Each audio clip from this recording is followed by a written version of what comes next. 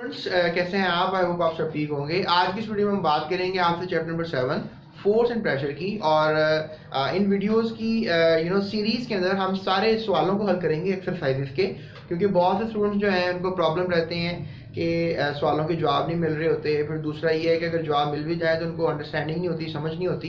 तो हम ये सीरीज़ के अंदर इंशाल्लाह आपकी सारी किताब के शॉर्ट क्वेश्चन आंसर्स को हल करेंगे, और इसके अलावा ऑब्जेक्टिव को भी हम हल करेंगे, एमसीक्यूज को भी हम हल करेंगे, और इसके अलावा लॉन्ग क्वेश्चन आंसर्स को भी डिटेल में बताएंगे कि आपने कैसे लिखना है। तो इससे क्या होगा कि इंशाल्लाह आपको बोर्ड की तैयारी जो है अच्छी हो जाएगी, जो आपके 8th क्लास का बोर्ड एग्जाम होता है। और जिन बच्चों का बोर्ड एग्जाम नहीं भी होता और वो डेफिनेटली एक्सरसाइज को लाजमी टच करते हैं, तो तमाम स्कूलों के लिए भी ये हेल्पफुल मटेरियल है, और तमाम स्कूल वाले भी इन वीडियोस को अपने स्टूडेंट्स के साथ शेयर कर सकते हैं ताकि उनका फ़ायदा हो जाए, उनको पता लग जाए कि सवाल जवाब क्या है। या टीचर कभी एब्सेंट हुआ हो तो ये वीडियो क्लास में चलाई जा सकती है, जिससे उस मुतलका चैप्टर के एक्सरसाइजेस के क्वेश्चन जो हैं उनको हल करके बताए जा सकते हैं। तो स्टूडेंट्स, अभी मजीद वीडियोस के लिए डिस्क्रिप्शन में लिंक्स हैं, आप उन लिंक्स पे क्लिक करोगे तो आपको सारे चैप्टर्स की वीडियोस आपके सामने प्लेलिस्ट की शक्ल में आएंगी। प्लेलिस्ट से मुराद है कि पूरे चैप्टर की कौन कौन सी वीडियोस बनी हुई हैं उसको हम प्लेलिस्ट कहते हैं। जैसे फोर्स एंड प्रेशर है, इसकी भी एक प्लेलिस्ट बनी हुई है, और उस प्लेलिस्ट के नीचे एक लिंक है, तो आप उसको क्लिक करोगे तो एक पूरी एक प्लेलिस्ट खुल जाएगी, और उस चैप्टर की जितनी भी वीडियोस हैं वो सारी खुल जाएंगी। उसके अलावा अगर आपका चैप्टर जो है वो केमिस्ट्री से रिलेटेड है तो आप उस पर क्लिक करोगे तो फिर केमिस्ट्री वाला चैप्टर ओपन हो जाएगा, उसकी सारी मतलब तकरीबन आपकी जितने भी चैप्टर्स हैं 14 चैप्टर्स हैं, उनकी डिटेल्स जो है वो डिस्क्रिप्शन में लिंक्स मौजूद हैं, उनमें दी गई है। अब चलते हैं हम अपने शॉर्ट क्वेश्चंस की तरफ और उनके आंसर्स की तरफ चलते हैं। पहला सवाल जो आपसे किया गया 7.2, डिफाइन द फॉलोइंग। तो डिफाइन द फॉलोइंग में सबसे पहले फोर्स को पूछा गया कि फोर्स क्या होती है। तो force is an agent which brings the change और tries to bring the change. यानी एक ऐसा एजेंट होता है, एक ऐसी कह लें कि जिस तरह लेट्स से दैट कि मैंने अब ये पेन को टच किया और पेन जो है वो दूर हो गया, तो इट्स मीन दैट कि मेरा हाथ वो एजेंट है जो एक फोर्स लेकर आया है, और उसने जो है ऑब्जेक्ट को यानी कि इस बॉडी को टच किया और फोर्स को कन्वर्ट कर दिया है मैकेनिकल एनर्जी में, और फिर पेन जिसकी वजह से क्या हो गया, मूव कर गया है। तो आप कह सकते हो कि फोर्स एक एजेंट है। फोर्स एजेंट से मुराद है कि कोई भी बॉडी फोर्स लेकर आ सकती है, और विच ब्रिंग्स द चेंज, जो कि फिर वो चेंज कर देती है दूसरी बॉडी को, और या फिर tries to bring a change. और नहीं, लेट्स से दैट गाड़ी है, बहुत बड़ा पहाड़ है, जब दरख्त है कहने लगा हुआ है, तो गाड़ी आकर फोर्स लगा रही है, दरख्त को टक्कर लगी उसकी, तो नो डाउट एजेंट जो है वो गाड़ी ही है जो फोर्स लेकर आई है, लेकिन ऑब्जेक्ट को चेंज नहीं कर सके, दरख्त अपनी जगह पे रहा और गाड़ी डेफिनेटली एक्शन हैव रिएक्शन वाला सीन हो गया।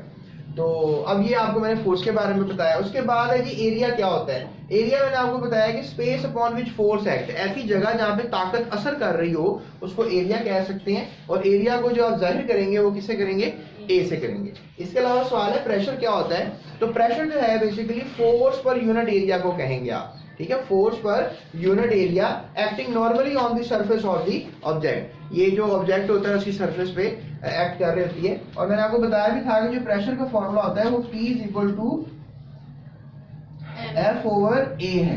तो ये आपने फॉर्मूला भी नहीं भूलना, right, that is also very important formula. अब चलते हैं मजीद आगे क्वेश्चंस की तरफ।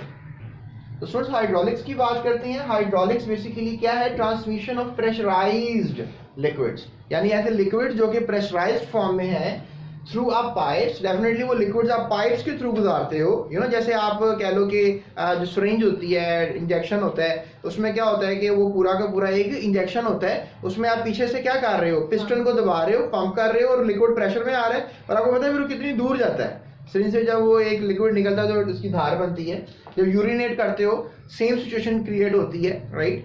तो as a force of mechanical force, यानी पीछे हमारे मसल्स फोर्स लगा रहे होते हैं, और वहाँ सिरिंज की शक्ल में पिस्टन जो है वो फोर्स लगा रहा होता है और एक प्रेशर क्रिएट। अब इसी प्रेशर का हमने इस्तेमाल किया for the uplift of work, यानी कि कोई पत्थर को उठा लेना, किसी बड़े बड़े पत्थरों को प्रेशराइज्ड लिक्विड्स की मदद से मैकेनिकल फोर्स में कन्वर्ट करके उठा लेना। तो हाइड्रोलिक्स जो है ये भी एक एलिमेंट फोर्स की एक ब्रांच है।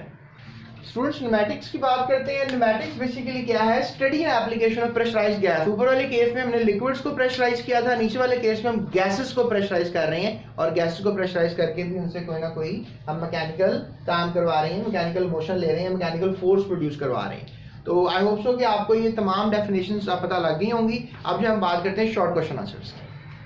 तो स्टूडेंट, शॉर्ट क्वेश्चन आंसर्स की तरफ चलते हैं और उन सवालों की तरफ चलते हैं जो कि शॉर्ट क्वेश्चंस के तौर पर पूछे गए।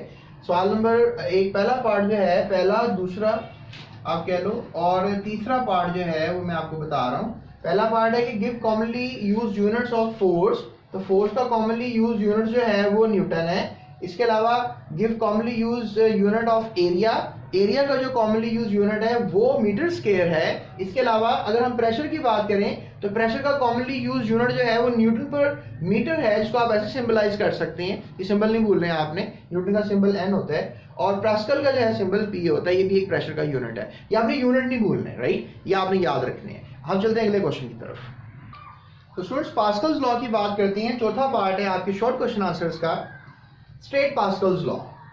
तो अगर हम पास्कल्स लॉ की डेफिनेशन की तरफ चलें, fluid enclosed in a vessel, अगर आपके पास एक फ्लूइड है, ठीक है, और एक वो वेसल में है, लेट्स से दैट ये वेसल है, इसमें क्या है, कोई भी लिक्विड, फ्लूइड का मतलब होता है एनी लिक्विड, फ्लूइड का मतलब होता है एनी लिक्विड, क्या मतलब होता है एनी लिक्विड, एनी लिक्विड, कोई भी लिक्विड इनक्लोज्ड है, अंदर बंद है, इन अ वेसल, एक किसी वेसल में, जो ड्रिप नहीं होती हमारी खून की नालियां, नाले, ये सब वेसल्स हैं। तो वेसल्स एक्सर्ट लगाता है प्रेशर, यानी कि फ्लूइड भी क्या लगा रहा है, प्रेशर लगा रहा है। लेट्स से दैट, क्या आपको याद होगा हमने एक एक्सपेरिमेंट किया था जिसमें हमने देखा था सबसे ज्यादा फ्लो पानी का इधर से आ रहा था, इधर से थोड़ा कम आ रहा था और सबसे कम फ्लो इधर से आ रहा था। इसके पीछे रीजन ये है कि सबसे ज्यादा फ्लूइड वाली जगह पे प्रेशर सबसे ज्यादा बन रहा है। तो यही है Pascal's law, that which is transmitted equally in all directions.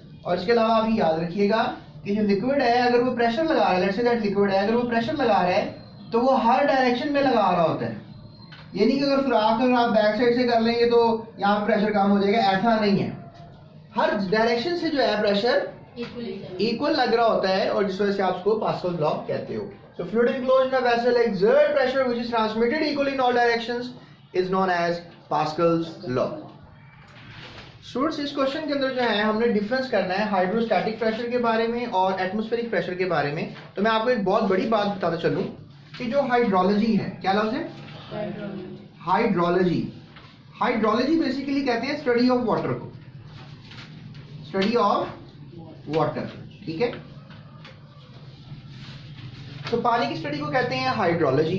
तो फिर हाइड्रोस्टैटिक का मतलब क्या हुआ कि पानी से रिलेटेड ही कोई बात की जा रही है। हाइड्रोस्टैटिक यानी कि liquid pressure which is increases with the depth of the liquid in a container, ये हम कहेंगे हाइड्रोस्टैटिक प्रेशर को। यानी कि लेट्स से दैट आपके पास एक कंटेनर है और उसमें आपके पास लिक्विड है, तो जैसे जैसे आप लिक्विड की तह में आते चले जाओगे तो प्रेशर जो है वो क्या होता चला जाएगा, इंक्रीज। तो डेप्थ का मतलब है गहराई, सबसे नीचे सबसे ज्यादा प्रेशर होगा, कोई पास्कल लॉ वाली बात, और इक्वली लग रहा होगा डेफिनेटली।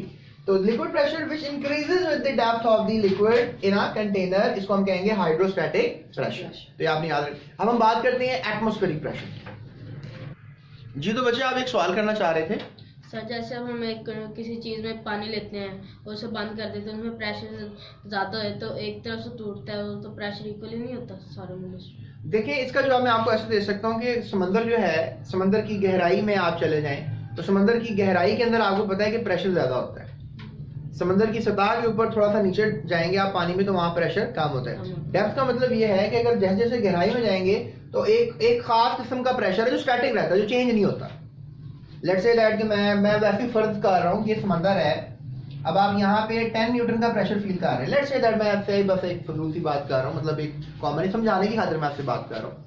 अब और अगर डेप्थ में जाएंगे तो प्रेशर कितना हो जाएगा, और नीचे जाएंगे तो 30 न्यूटन हो जाएगा, और हो सकता है यहाँ पर आपकी डेथ भी हो जाए, क्योंकि ये प्रेशर इतना ज़्यादा जो आपके फेफड़े बर्दाश्त नहीं कर सकते। तो लिहाजा आपने देखा होगा कि जो गोताखोर होते हैं स्पेसिफिकली जो पानी में उतरते हैं, तो वो क्या करते हैं कि वो अपने साथ एक मास्क लगाकर पीछे सिलेंडर लेकर जाते हैं, क्योंकि वो कैनॉट दे बेयर, और वो बिल्कुल इतनी डेप्थ में भी नहीं जाते, क्योंकि वो बहुत ज़्यादा डेप्थ में जाएंगे तो वो फिर वापस नहीं आ पाएंगे, बिकॉज जो ऊपर पानी का हाइड्रोस्टैटिक प्रेशर है वो उनसे बेयर नहीं होगा। हाइड्रोस्टैटिक प्रेशर एक ऐसा पानी का प्रेशर होता है जो हर एरिया पे एक मुख्तलिफ होता है।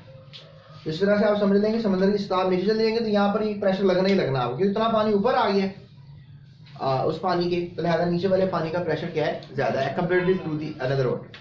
तो अब हम चलते हैं एटमॉस्फेरिक प्रेशर की तरफ। ये क्या होता है इस पर बात करते हैं। जो स्टूडेंट्स अगर हम बात करें अब आपसे एटमॉस्फेरिक प्रेशर की, तो weight of the air column per unit area on the earth, यानी ज़मीन के ऊपर जो है हमारे पास कोई यूनिट एरिया है उसका जो प्रेशर है।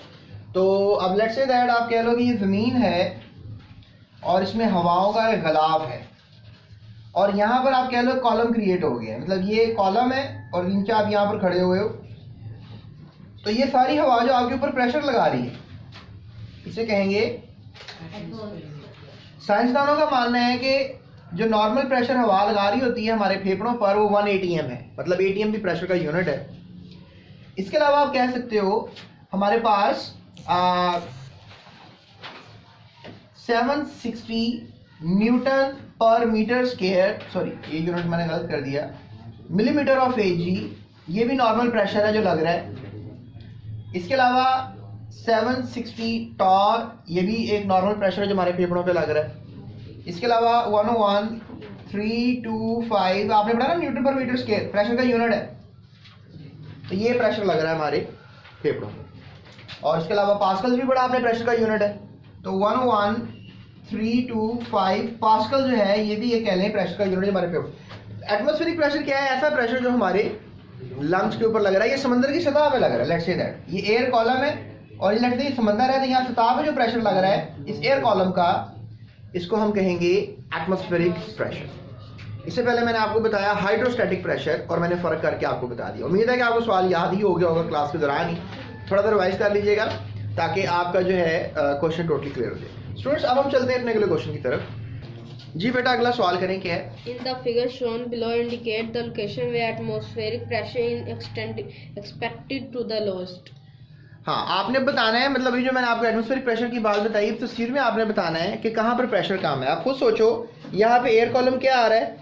कम, और यहाँ हाइट तो ज़्यादा नो डाउट, लेकिन ऊपर हवा क्या है? थोड़ी सी कम नज़र आ रही है। और यहाँ पे जो बी पॉइंट है इस पर आपको पता है कितने ज़्यादा एयर कॉलम नज़र आ रहा है आपको, और ए पॉइंट में तो और ज़्यादा आपको एयर कॉलम नज़र आ रहा है क्योंकि थोड़ी सी हाइट पे बी पॉइंट है। और सी पॉइंट पे समुद्र की सतह से हम नीचे चले गए, हो सकता है यहाँ प्रेशर क्या हो जाए? और कम हो जाए। लेकिन मेरा ख्याल है सबसे ज़्यादा प्रेशर सी पॉइंट पे होना चाहिए और सबसे कम प्रेशर जो है वो डी पॉइंट पे होना चाहिए, क्योंकि सबसे ज़्यादा एयर का कॉलम कम जो है वो डी पॉइंट पे और सबसे ज़्यादा एयर का कॉलम जो है वो सी पॉइंट पे है। तो that makes an idea of higher and lower air pressure. Clear होगी बात आपको? तो स्टूडेंट्स ये थे हमारा आज का वीडियो, इसमें शॉर्ट क्वेश्चन आंसर्स को हमने कवर कर लिया है और हम नेक्स्ट वीडियो के अंदर इंशाल्लाह 7.4 यानी लॉन्ग क्वेश्चन आंसर्स को कवर करेंगे। और मजीद वीडियोस के लिए और नोट्स के लिए डिस्क्रिप्शन में लिंक्स दे दिए गए हैं, आप उनको फॉलो कर सकते हैं। अपना ख्याल रखिएगा, दूसरों का भी ख्याल रखिएगा, and do subscribe this channel.